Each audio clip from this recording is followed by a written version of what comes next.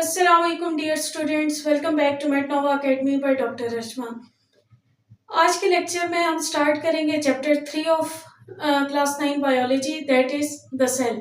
अच्छा, अब जैसे आप लोगों को पता है कि हर चीज़ का एक बेसिक यूनिट होता है जिससे वो चीज़ मिल के बनी होती है।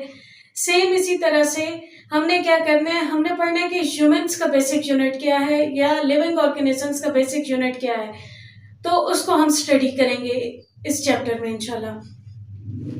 ओके जी, तो सेल क्या है? बेसिक यूनिट ऑफ लाइफ है। जिस तरह से अगर एक घर की एग्जांपल ले लो, अब घर में क्या है कि एक घर किससे मिलके बना होगा? ईंटों से मिलके बना होगा। तो वो ईंटें क्या है? वो बिल्डिंग ब्लॉक हैं जिससे वो घर मिलके बने हैं। इसी तरह से सेम क्या है, हमारी जो बॉडी है या लिविंग ऑर्गेनिजम्स हैं उनका बिल्डिंग ब्लॉक कौन सा है या वो किस चीज से मिलके बने हैं, उसको हम क्या कहते हैं?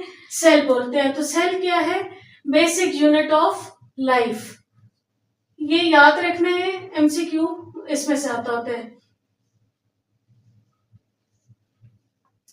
अच्छा, अब ना बिल्कुल स्टार्ट में क्या था कि सेल के बारे में हमें इतना ज्यादा पता नहीं था। अब किसने सबसे पहले सेल डिस्कवर किया था? 1665 में एक साइंटिस्ट था, रॉबर्ट हुक। उसने क्या किया था कि जो दरख्त होते हैं ना, दरख्तों की बार्क जो होती है, छाल होती है, उसको लिया था, कॉर्क टिश्यू लिया था बेसिकली, और उसको उसने कंपाउंड माइक्रोस्कोप के अंडर स्टडी किया। जब उसने उसके अंडर स्टडी किया तो उसको ना डिफरेंट से स्ट्रक्चर्स नजर आए। तो उस टाइम पे उसने कहा कि ये क्या है? एक सेल है। उस टाइम पे जो रॉबर्ट हुक था उसने सेल को डिस्क्राइब किया था, सेल को डिस्कवर किया था। सेल कब डिस्कवर हुआ था? 1665 में। किसने किया था? रॉबर्ट हुक ने किया था।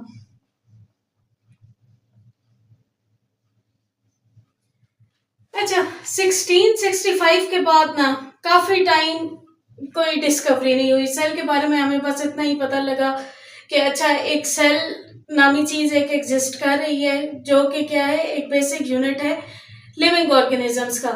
लेकिन उसके अलावा हमें कुछ पता नहीं चला कि सेल के अंदर क्या है। क्यों? क्योंकि उस टाइम पे हमारे पास इतनी एडवांस टेक्नोलॉजी नहीं थी। हमारे पास जो माइक्रोस्कोप्स थी, जब रॉबर्ट हुक ने किया था उसने सिंपल माइक्रोस्कोप यूज की थी। तो जैसे जैसे थोड़ी एडवांसमेंट आई साइंस में, हमारे पास माइक्रोस्कोप्स डेवलप हुई अच्छे वाली। तो क्या हुआ कि 1831 में न्यूक्लियस डिस्कवर हो गया। ठीक है, इस तरह से इसके बाद हमने डिफरेंट ऑर्गेनेलीज को भी डिस्कवर किया। सही हो गया। अब हम पढ़ेंगे कि एनिमल सेल किस तरह का होता है, प्लांट सेल कैसा है, उन दोनों के अंदर क्या चीजें कॉमन है और क्या चीजें उनके अंदर डिफरेंट है। अच्छा जी, अब सबसे पहले स्टार्ट करते हैं एनिमल सेल से। एनिमल सेल का इधर मैंने स्ट्रक्चर ड्रॉ कर दी है, इसकी डायग्राम। इसमें देख लेते हैं कि इम्पोर्टेंट क्या क्या इसके अंदर ऑर्गेनेलीज मौजूद है हमारे पास। ठीक है, तो एनिमल सेल को देखो, ये क्या है? राउंड शेप का सेल है। ठीक हो गया। अब राउंड शेप के बाद इसमें क्या देखो, सबसे पहले क्या है? इसके बाहर वाली साइड पे एक सेल मेम्ब्रेन है, ये वाली। ठीक, ये सेल मेम्ब्रेन क्या कर रही है? इसको शेप प्रोवाइड कर रही है। अब सेल मेम्ब्रेन के बाद देखो, इसके सेंटर में क्या आ रहा है? इसका न्यूक्लियस आ रहा है। बाहर क्या है? सेल मेम्ब्रेन है, अंदर क्या है? सेंटर में न्यूक्लियस मौजूद है। ठीक है, और न्यूक्लियस के फिर जब हम न्यूक्लियस का स्ट्रक्चर पढ़ेंगे तो न्यूक्लियस के सेंटर में क्या है? न्यूक्लियोलस है। ये जब एंड में बिल्कुल अलग अलग मैं पढ़ाऊंगी ये सारी ऑर्गेनेलीज, तो उसमें इंशाल्लाह हम डिस्कस करेंगे।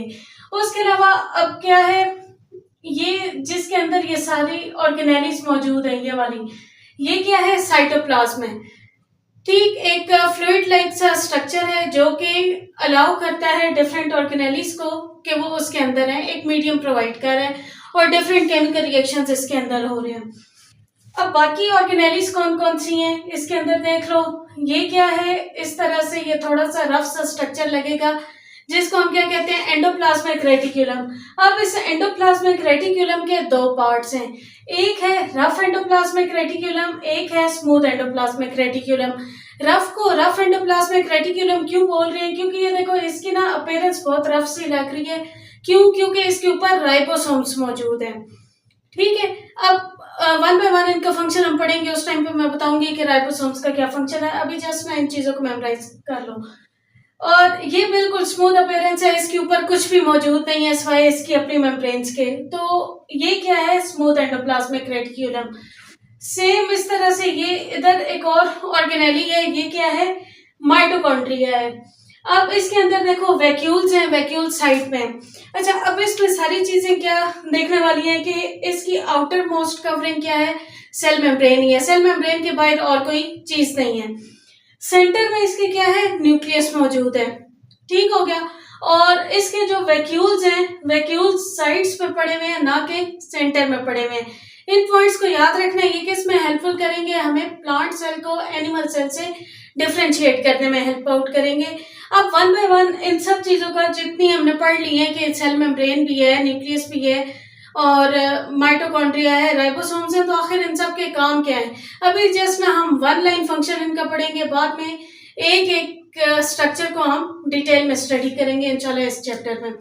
ठीक है, तो सबसे पहले क्या थी, बाहर सेल मेम्ब्रेन थी। अब सेल मेम्ब्रेन का देखो, बाहर एक चीज है, कवरिंग है, तो उसका काम क्या होगा, उसने प्रोटेक्शन प्रोवाइड करनी है बाहर की चीजों से, स्टेबिलिटी सेल को प्रोवाइड करेगी और उसकी शेप को मेंटेन करेगी। ठीक है, तो सेल मेम्ब्रेन का भी यही काम होगा, ये क्या करेगी, प्रोटेक्शन प्रोवाइड कर रही है, साथ ही शेप को मेंटेन कर रही है सेल की। ठीक, उसके बाद क्या है, सेंटर में पड़ा हुआ है न्यूक्लियस। न्यूक्लियस के अंदर क्या होता है, जेनेटिक मटेरियल होता है। अब जेनेटिक मटेरियल कौन से वाला होता है, डीएनए मौजूद होता है इसके अंदर। ठीक, न्यूक्लियस के अंदर क्या है, डीएनए मौजूद है सेल का, जिसकी वजह से कैरेक्टरिस्टिक्स एक जनरेशन से दूसरी जनरेशन में ट्रांसफर हो रही हैं। उसके बाद देखो, जिस मीडियम के अंदर सारी ऑर्गेनेलिस थी वो क्या था, साइटोप्लाज्म। अब साइटोप्लाज्म क्या कर रहा है, एक मीडियम प्रोवाइड कर रहा है for different chemical reactions.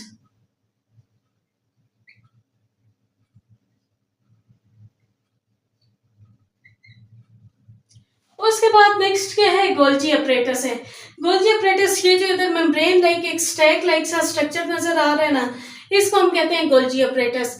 Golgi apparatus का काम क्या होता है कि हमारा सेल जो जो चीजें बना रहा है, सिंथेसाइज कर रहा है, लाइक अगर वो कोई प्रोटीन्स बना रहा है, कोई हार्मोन्स बना रहा है, कोई एंजाइम्स बना रहा है, तो उन सब चीजों को इसने क्या करना है, इसने पैक करना है उन चीजों को, और इसने मॉडिफाई, उसमें थोड़ी बहुत चेंजेस लानी है और सेल से आउटसाइड ट्रांसपोर्ट कर देना है।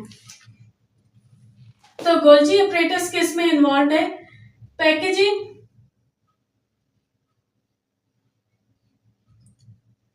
और मॉडिफिकेशन एंड ट्रांसपोर्ट किसकी, वो सेल प्रोडक्ट्स जो कि सेल बना रहे। उसके बाद नेक्स्ट क्या आ जाता है, ये जो साइड पर पड़े हुए हैं वैक्यूल्स। अब वैक्यूल्स का काम क्या होता है, वैक्यूल्स का काम होता है वाटर को स्टोर करना। ठीक है, तो वैक्यूल्स क्या कर रहे हैं, वाटर को और न्यूट्रिशन वगैरह को स्टोर कर रहे हैं, स्टोर वाटर एंड न्यूट्रिशन। उसके बाद ये एक चीज थी इस तरह की जिसके अंदर यू ज़िगज़ैग सी लाइंस नजर आ रही हैं, ये क्या है, माइटोकॉन्ड्रिया है। माइटोकॉन्ड्रिया को हम क्या कहते हैं, पावर हाउस ऑफ सेल। अच्छा, अब पावर हाउस का मतलब क्या है कि एनर्जी नहीं यहाँ जनरेट होना है। ठीक है, हमें अपने डिफरेंट काम करने के लिए, डिफरेंट एक्शंस को परफॉर्म करने के लिए क्या चाहिए, एनर्जी चाहिए। अब वो एनर्जी कहाँ से आ रही है, किस तरह से आ रही है, उसमें कौन इन्वॉल्व है, उस एनर्जी की सिंथेसिस में ये माइटोकॉन्ड्रिया इन्वॉल्व है। माइटोकॉन्ड्रिया के फिर अंदर अपने एंजाइम्स वगैरह मौजूद हैं, जिसकी वजह से वो क्या करता है, एनर्जी हमें प्रोवाइड करता है। तो माइटोकॉन्ड्रिया क्या है, पावर हाउस ऑफ सेल। ये एमसीक्यू आता है। उसके बाद देख लो, मैंने ये कहा था कि ये इस तरह का एक structure, U stack like C appearance वाला एक स्ट्रक्चर नजर आ रहा है, जिसमें एक पोर्शन रफ से एक क्या है, नीड सा थोड़ा पोर्शन है। तो एंडोप्लाज्मिक रेटिकुलम किसके साथ इन्वॉल्व है, सेल जो प्रोडक्ट बना रहे हैं उनकी सिंथेसिस के साथ इन्वॉल्व है। अच्छा, अभी तक देख लो इन दो में डिफरेंस, एंडोप्लाज्मिक रेटिकुलम में और गोल्जी अपरेटस में। गोल्जी अपरेटस में भी ऐसे स्टैक लाइक से वो स्ट्रक्चर था, और एंडोप्लाज्मिक रेटिकुलम में भी ऐसे ही स्टैक लाइक सा स्ट्रक्चर है। एक में बस रफ है और एक थोड़ा सा क्या है, स्मूथ है। इन दोनों में डिफरेंस क्या है? जो चीज बन रही है ना, प्रोटीन्स वगैरह जो बन रही हैं या बाकी और कोई एंजाइम्स वगैरह बन रहे हैं, वो कौन बना रहा है? एंडोप्लाज्मिक रेटिक्यूलम बना रहा है। ये जब बना लेगा तो इधर से प्रोटीन्स बनेगी, प्रोटीन्स बन के किसके पास चली जाएंगी? गोल्जी अपरेटस के पास, कि भाई मैंने तो सेल से बाहर जाना है। अब इसके अंदर अगर तुम थोड़ी सी चेंजिंग करना चाहते हो, कोई मुझे सजाना संवारना चाहते हो, तो तुम कर सकते हो। फिर गोल्जी अपरेटस क्या करेगा? उन प्रोटीन्स को पैक करेगा। ठीक है, एक ना, ये किस तरह से काम कर रहे हैं? एक फैक्ट्री की तरह काम कर रहे हैं। जिस तरह से एक फैक्ट्री के अंदर सपोज एक बिस्किट बनाने वाली फैक्ट्री देख लो, अब उसके अंदर क्या होगा? एक मशीन ऐसी होगी जो उसका वो सारी डो वगैरह प्रिपेयर करेगी, उसके बाद एक ऐसी होगी जो कि उसको बिस्किट्स की शेप देगी, फिर क्या आएगा नेक्स्ट? उसको बेक किया जाएगा। यहाँ पे क्या हो गया? वो चीज बन गई डिफरेंट प्रोसेसेस के थ्रू होके। लेकिन क्या वो बिस्किट ऐसे ही हमें मिल जाते हैं? नहीं, उसको तो थोड़ा सा ऊपर क्या किया जाता है, उसकी पैकिंग की जाती है, उसके ऊपर फिर चीजें एक्सपायरी डेट्स वगैरह वो लिखी जाती हैं, सारा कुछ। तो सेम इसी तरह से हमारी बॉडी भी क्या करती है, हमारा सेल क्या करता है कि जो एंडोप्लाज्मिक रेटिकुलम जिन चीजों को बना रहे हैं, गोल्जी अपरेटस कहता है सबर, मुझे उस चीज को क्या करने दो, उसको एक अच्छी शेप में लाने दो, उसको उसकी पैकिंग करने दो। जब मैं पैकिंग कर लूंगा, उसके अंदर थोड़ी बहुत चेंजेस ले आऊंगा, फिर मैं क्या करूंगा? सेल से बाहर इसको ट्रांसपोर्ट कर दूंगा। अब एंडोप्लाज्मिक रेटिकुलम के क्या है? दो पार्ट्स हैं और दोनों पार्ट्स का डिफरेंट फंक्शन है। अब जो रफ एंडोप्लाज्मिक रेटिकुलम है, इसके ऊपर क्या होता है? राइबोसोम्स मौजूद होते हैं। जहां पे भी राइबोसोम है, उसका मतलब क्या है? राइबोसोम्स क्या बनाते हैं? प्रोटीन सिंथेसिस करते हैं। ठीक है, तो रफ एंडोप्लाज्मिक रेटिकुलम क्या करेगा? प्रोटीन की सिंथेसिस करेगा। अब स्मूथ एंडोप्लाज्मिक रेटिकुलम किस चीज को सिंथेसाइज कर रहे हैं? ये सोचने वाली बात है कि इसमें तो कर दिया प्रोटीन्स को, तो ये करेगा फैट्स की सिंथेसिस। ठीक है, ये फैट्स जो भी ऐसे हार्मोन्स जो कि फैट से मिलकर बने हैं, ये उनको सिंथेसाइज कर रहा होगा। स्मूथ एंडोप्लाज्मिक रेटिकुलम क्या कर रहा है? फैट्स की सिंथेसिस कर रहा है। रफ एंडोप्लाज्मिक रेटिकुलम क्या कर रहा है? प्रोटीन्स की सिंथेसिस कर रहा है। आगे आ जाते हैं राइबोसोम्स। अब राइबोसोम्स के ऊपर ही बात हो चुकी है, रफ एंडोप्लाज्मिक रेटिकुलम के साथ ये क्या कर रहे हैं? प्रोटीन की सिंथेसिस में इन्वॉल्व है। अच्छा, इधर एक और ऑर्गेनेली है लाइसोसोम के नाम से। अब जो लाइसोसोम्स है वो क्या है? डाइजेस्टिव ऑर्गेनेली है। ये क्या करती है कि जो सेल के अंदर चीजें जो कि वेस्ट प्रोडक्ट्स वगैरह होती हैं, या हम जो ले रहे हैं सेल के अंदर, फूड वगैरह आ रहा है जो कि वेस्ट प्रोडक्ट है, नहीं चाहिए, या ऐसे सेल्स जो कि वेयर एंड टियर हो चुके हैं, खराब हो चुके हैं, अब हमारी बॉडी को उनकी रिक्वायरमेंट नहीं है, तो लाइसोसोम्स के अंदर होते हैं डाइजेस्टिव एंजाइम्स। वो क्या करते हैं? उन एंजाइम्स को सिक्रीट करते हैं और उस सेल को या जो वेस्ट प्रोडक्ट होते हैं उसको क्या कर लेते हैं? डाइजेस्ट कर लेते हैं। तो लाइसोसोम्स क्या हैं? डाइजेस्टिव ऑर्गेनेली हैं।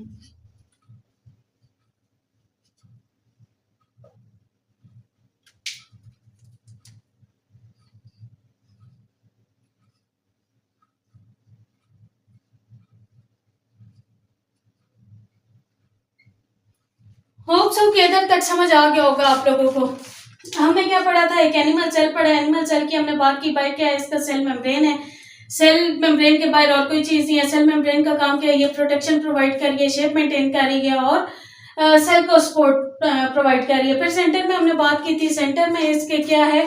न्यूक्लियस मौजूद है। न्यूक्लियस के अंदर क्या होता है? जेनेटिक मटेरियल होता है जो कि क्या है? डीएनए है। और ये क्या करता है? एक जनरेशन से दूसरी जनरेशन में कैरेक्टरिस्टिक्स को ट्रांसफर कर रहे हैं। उसके बाद इधर हमने बात की कि साइड पे क्या होते हैं? इसके वैक्यूल्स पड़े हुए हैं। अब वैक्यूल्स का काम क्या है? वैक्यूल्स क्या करते हैं? वाटर को स्टोर करते हैं और कोई न्यूट्रिशन है उसको स्टोर करेंगे। अब जो न्यूट्रिशन एक्सेसिव होगी, वेस्ट प्रोडक्ट होगी, उसको डाइजेस्ट कौन करेगा? ये ऑर्गेनेलीज हैं, लाइसोसोम्स। ये क्या कर देंगे? डाइजेस्ट कर देंगे। अब सेल के अंदर कुछ चीजें सिंथेसाइज हो रही हैं। अब वो सिंथेसाइज कौन कर रहे हैं? हमारे पास एंडोप्लाज्मिक रेटिकुलम। जो रफ एंडोप्लाज्मिक रेटिकुलम है, राइबोसोम्स होने की वजह से वो क्या कर रहा है? प्रोटीन को सिंथेसाइज कर रहा है। और जो स्मूथ एंडोप्लाज्मिक रेटिकुलम है, उसके ऊपर क्या है? राइबोसोम्स नहीं है। तो ये क्या कर रहा है? सिंथेसिस तो कर रहा है, लेकिन ऐसे हार्मोन्स जो कि लिपिड इन नेचर हैं, फैट्स वाले जो हार्मोन्स हैं, ये क्या करता है, लिपिड्स की सिंथेसिस कर रहे हैं, फैट्स की सिंथेसिस कर रहे हैं। फिर एक ऑर्गेनेली थी माइटोकॉन्ड्रिया। माइटोकॉन्ड्रिया क्या है, पावर हाउस ऑफ सेल है, इसने क्या करना है, एनर्जी को जनरेट करना है। और नेक्स्ट आ गया गोल्जी अपरेटस। गोल्जी अपरेटस क्या करेगा कि जो चीजें बनाई थी रफ एंडोप्लाज्मिक रेटिकुलम ने, गोल्जी अपरेटस उनको क्या करेगा, सेल से मॉडिफाई करेगा, उसको पैक करेगा और सेल से बाहर ट्रांसपोर्ट करेगा। ओके जी, अब प्लांट सेल की हम बात कर लेते हैं कि प्लांट सेल के अंदर क्या क्या स्ट्रक्चर्स हैं। अब यहाँ से देखो, सबसे पहले इसकी क्या है, बाहर क्या है, सेल वॉल मौजूद है। ठीक है, बाहर वाला क्या हो गया structure, cell wall. Cell wall से अंदर की तरफ हो तो ये क्या है, सेल मेम्ब्रेन है। सेल वॉल के बाद आ गई सेल मेम्ब्रेन। इसी तरह से सेम ये वाला क्या है, साइटोप्लाज्म है। साइटोप्लाज्म जिसके अंदर क्या है, ऑर्गेनेलिस वगैरह मौजूद है और डिफरेंट केमिकल रिएक्शंस होंगे। अब इधर भी इस तरह से देख लो, ये जो स्टैक लाइक अपीयरेंस है वो क्या है, एंडोप्लाज्मिक रेटिकुलम है। ये वाला क्या हो गया, जिसकी रफ से सरफेस है वो क्या है, रफ एंडोप्लाज्मिक रेटिकुलम, और जिसकी स्मूथ सरफेस है वो क्या है, स्मूथ एंडोप्लाज्मिक रेटिकुलम। सेम ये वाली जो स्टैक्ड अपीयरेंस है ये क्या है, गोल्जी अपरेटस है हमारे पास। ये छोटी छोटी सी जो चीजें नजर आ रही हैं ये क्या है, वेसिकल से, ये क्या है, राइबोसोम्स मौजूद है। ठीक, ये इस तरह से एनिमल सेल में भी पढ़ा था, ये क्या है, माइटोकॉन्ड्रिया, जो कि क्या था, पावर हाउस ऑफ सेल। अच्छा, इसके अंदर क्या है, ये इस तरह से टिब्यूल्स लाइक से स्ट्रक्चर हैं जिनको हम क्या कहते हैं, साइटोस्केलेटन। ठीक है, एक नई चीज इसके अंदर क्या है, क्लोरोप्लास्ट मौजूद है, ये नहीं पढ़ा था एनिमल सेल के अंदर। और ये क्या है, बड़ा सा वैक्यूल है। अच्छा, अब ना इन चीजों के फंक्शंस कर लेते हैं बारी बारी। सेल वॉल क्या है, जैसे एनिमल सेल में सेल मेम्ब्रेन का काम था, सेम इस तरह से क्या है, सेल वॉल का प्लांट सेल के अंदर काम है। इसने क्या प्रोवाइड करना है, प्रोटेक्शन प्रोवाइड करना है, स्टेबिलिटी प्रोवाइड करनी है और सेल को शेप प्रोवाइड करनी है। ठीक है, सेल मेम्ब्रेन का भी इसी तरह से काम है कि सेल को शेप ये प्रोवाइड करेगा और सेल को स्टेबिलिटी प्रोवाइड करेगा। इसके अलावा कुछ जो बाहर से चीजें आ रही हैं उनको, कुछ को अलाउ करेगा कि वो सेल के अंदर आए, कुछ को अंदर से बाहर जाने में हेल्प आउट करेगा और कुछ को ये क्या कर लेगा, रोक लेगा।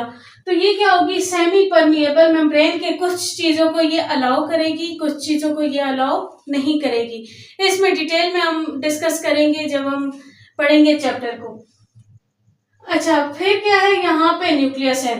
अब देखो न्यूक्लियस यहाँ पे क्या है, यहाँ पे एक ना साइड पे चला गया न्यूक्लियस। सेम इसी तरह से इसके अंदर क्या है, ये सेंटर वाला न्यूक्लियोलस है, ये जो नजर आ रहे हैं ये क्या है, डीएनए मौजूद है, क्रोमोसोम्स वगैरह। ये क्या है, बाहर वाली इसकी क्या होगी, न्यूक्लियर मेम्ब्रेन होगी न्यूक्लियस की। अच्छा, ये इस पूरे न्यूक्लियस का काम क्या है, जेनेटिक मटेरियल को स्टोर करना, डीएनए को स्टोर करना, ताकि कैरेक्टरिस्टिक्स एक जनरेशन से दूसरी जनरेशन में ट्रांसफर हो सके। उसके बाद ये क्या आ गया, एंडोप्लाज्मिक रेटिकुलम। जैसे एनिमल सेल के अंदर इसका काम था, इसने सिंथेसाइज कराना था, सेम इसी तरह से प्लांट सेल के अंदर इसका काम है। रफ एंडोप्लाज्मिक रेटिकुलम क्या करेगा, प्रोटीन की सिंथेसिस कराएगा और स्मूथ एंडोप्लाज्मिक रेटिकुलम क्या कराएगा, ये कराएगा लिपिड्स की सिंथेसिस, फैट्स की सिंथेसिस। ठीक है, उसके बाद ये क्या है, देखो ये बड़ा सा क्या होगा, वैक्यूल होगा। वैक्यूल का काम क्या था, इसने वाटर को स्टोर करना है और न्यूट्रिशंस वगैरह को स्टोर करना है। अच्छा, माइटोकॉन्ड्रिया सेम उसी तरह से। माइटोकॉन्ड्रिया क्या है, पावर हाउस ऑफ सेल। इसने क्या बनाना है, एनर्जी प्रोवाइड करनी है, एनर्जी फॉर्म करेगा। ये क्या है, साइटोस्केलेटन है। साइटो मतलब कि क्या है, सेल, और स्केलेटन मतलब कि ये क्या है, एक स्केलेटन का काम क्या होता है, उसने एक प्रोवाइड करनी होती है, स्टेबिलिटी प्रोवाइड करनी होती है, एक स्ट्रक्चर को मेंटेन करना होता है। तो साइटोस्केलेटन, ये जो सेल का स्केलेटन है, ये भी क्या करेगा, सेल की शेप को मेंटेन करेगा। ये दोनों के अंदर मौजूद होते हैं, एनिमल सेल के अंदर भी और प्लांट सेल के अंदर भी है। अच्छा, ये एक चीज है क्लोरोप्लास्ट। ठीक, हम सुनते हैं कि प्लांट्स क्या कर रहे हैं, फोटोसिंथेसिस कर रहे हैं। तो भाई फोटोसिंथेसिस के लिए कोई चीज भी तो होनी चाहिए जिसकी वजह से वो फोटोसिंथेसिस कर रहे हैं। अब वो किस वजह से फोटोसिंथेसिस कर रहे हैं, क्योंकि इसके अंदर क्या है, प्लांट्स में क्लोरोप्लास्ट है जो कि एनिमल्स में नहीं है। ठीक हो गया, यहाँ तक समझ आ गई ये चीजें। अब हम बात कर लेते हैं कि प्लांट सेल और एनिमल सेल के डिफरेंसेस की, कि इन दो में सेल्स में डिफरेंस क्या क्या आते हैं आप देख लो। इसके अंदर अगर हम बात करें प्लांट सेल की, तो प्लांट सेल के अंदर क्या है, सेल वॉल मौजूद है, जबकि एनिमल सेल के अंदर सेल वॉल एब्सेंट है। ठीक। दूसरा इसमें क्या है, न्यूक्लियस प्लांट सेल के अंदर पेरिफ्री में है। पेरिफ्री का मतलब होता है साइड पे है, ठीक है। जबकि एनिमल सेल के अंदर देखो न्यूक्लियस क्या है, सेंटर के अंदर मौजूद है। मतलब कि प्लांट सेल के अंदर न्यूक्लियस क्या है, पेरिफ्री में है, पेरिफेरल न्यूक्लियस है, जबकि एनिमल सेल के अंदर न्यूक्लियस क्या है, सेंट्रल है। ये सेकंड डिफरेंस हो गया। उसके बाद क्या है, वैक्यूल्स की पोजीशन देख लो। अब वैक्यूल्स यहाँ पे साइड पे पड़े हुए हैं, मतलब कि वैक्यूल्स क्या हैं, पेरिफेरल है, एनिमल सेल के अंदर साइड में है एक, जबकि यहाँ पे प्लांट सेल के अंदर देखो, प्लांट सेल के अंदर तकरीबन इसने सेंटर वाली पोजीशन खुद ली हुई है। ये इतना बड़ा साइज हो गया कि जो सेंटर में न्यूक्लियस था उसने उसको धकेल के एक साइड पे कर दिया। तो प्लांट सेल के अंदर वैक्यूल क्या है, सेंट्रल है, जबकि एनिमल सेल के अंदर वैक्यूल क्या है, पेरिफेरल है।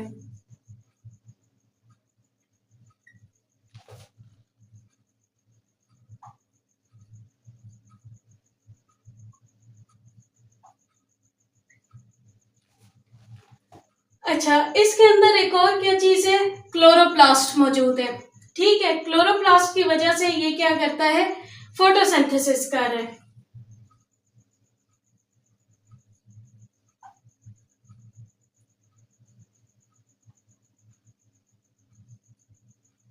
जबकि एनिमल सेल के अंदर क्लोरोप्लास्ट मौजूद नहीं है। ठीक है।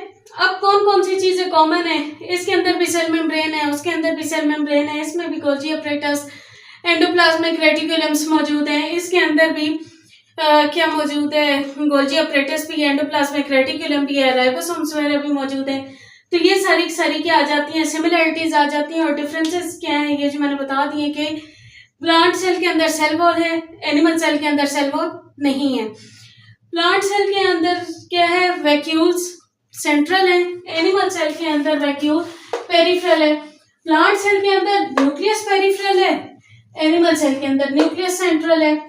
प्लांट सेल के अंदर क्लोरोप्लास्ट मौजूद है, या जिसको प्लास्टिड कहते हैं वो मौजूद है, जबकि एनिमल सेल के अंदर ये मौजूद नहीं है। ठीक हो गया। तो ये सारे के सारे क्या हैं, डिफरेंसेस हैं प्लांट सेल के एनिमल सेल से, और ये बहुत ज्यादा इंपॉर्टेंट है। सो होप सो कि आज का लेक्चर आपको समझ आया होगा। अगर कोई भी क्वेरी है तो आप कमेंट करके मुझसे पूछ सकते हैं। Thank you so much for watching my video. If you like my video, kindly like, share and subscribe this channel.